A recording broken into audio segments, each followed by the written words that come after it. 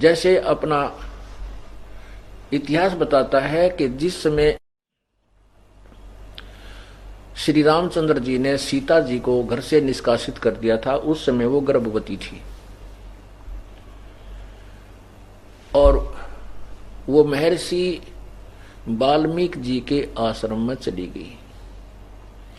वहां ऋषि जी ने उस लड़की को अपनी बेटी के तुल्य वहां रखा और वहां सीता जी ने एक पुत्र लव को जन्म दिया।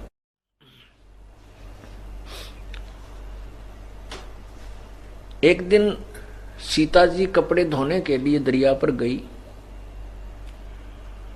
प्रतिदिन जाती थी। एक दिन जब वो प्रतिदिन की तरह कपड़े धोने के लिए दरिया पर जाने लगी तो उस समय वाल्मीकि जी, महर्षि वाल्मीकि जी अपनी ध्यान अवस्था में थे, समाधि अवस्था में थे और वो लड़के को प्रतिदिन की तरह वैसे ही छोड़कर चली गई। और पहले वो जब जाती थी तो स्वामी जी ध्यान अवस्था में नहीं होते थे, वो कुछ पहले अपनी साधना कर लिया करते थे। उस दिन स्वामी जी उठे नहीं, समाधि में लगे रहे और सीता जी वहां अपने पुत्र लव को छोड़ करके और ये कह के पिताजी ध्यान रखना बच्चे का, यहाँ जानवर, जंगली जानवरों का भय बहुत रहता है, वो थोड़ी सी दूरी पर कपड़े धोने के लिए चली गई।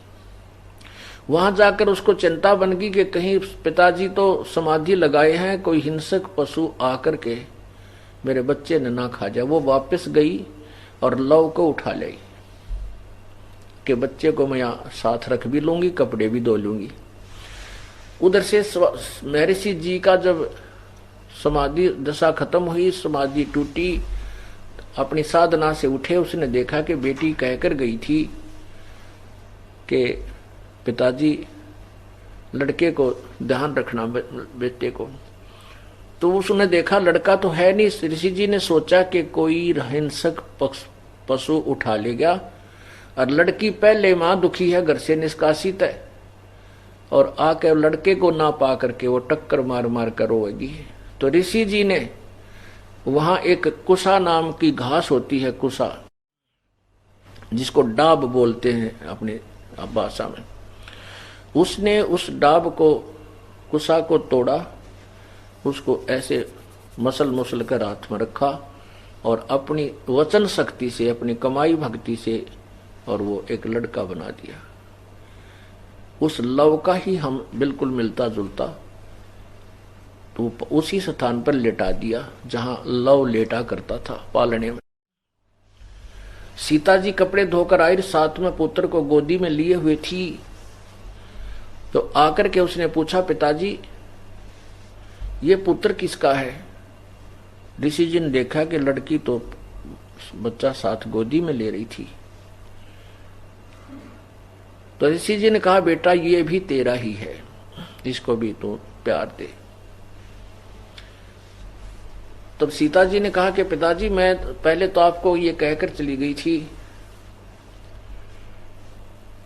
कि बच्चे को देखना, फिर मैंने सोचा कि ना जाने आप कब तक साधना करते रहोगे और इस डर से कि कहीं कोई जंगली जानवर मेरे बच्चे को ना खा जाए, पिताजी मैं वापस आकर ले गई थी इसको। ऋषि जी ने कहा, बेटा मैंने ये सोचा कि लड़की का लड़का किसी जानवर ने उठा लिया और यह बेटी रो रो कर मर जाएगी, इसलिए बेटा मैंने परमात्मा से अर्ज की और ये बेटा तेरे लिए मंगवा लिया एक। तो महान आत्मा होते हैं, वो अपने सिर पे नहीं लेते कि मैंने कर दिया। इसके लिए परमात्मा की वाणी है कि मैं करे सो मारिए, तू करे सो छूट बे, इस मार में होशियार बंदे गदा बने के ऊंट बे। हो करे जो गद्दा हुई, मैं करे सो बोक बे, और बंदा बिसारे बंदगी तो स्वान है सब लोक बे।